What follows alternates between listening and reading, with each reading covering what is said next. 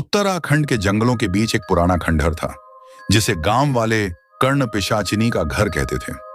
वहां कोई जाता नहीं था, क्योंकि कहते हैं वहां एक औरत की आत्मा रहती है, जिसने सुनने की लालसा की उसे मृत्यु मिली।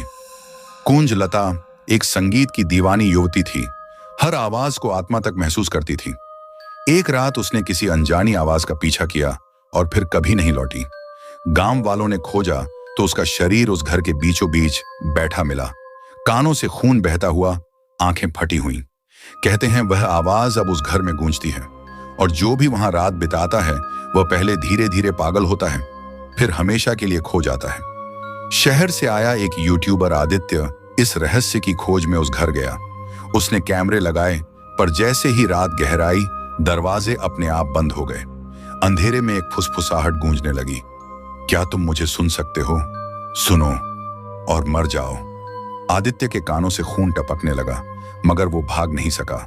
उसकी आंखों में आतंक जम गया और उसका शरीर शून्य हो गया।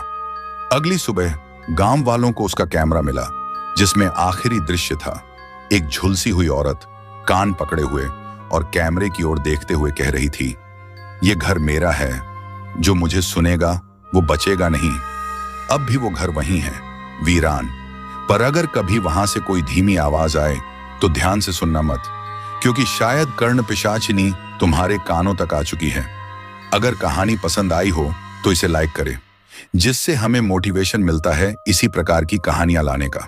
और चैनल को भी सब्सक्राइब कर दें, जिससे आने वाली हर कहानी का नोटिफिकेशन आपको मिल सके।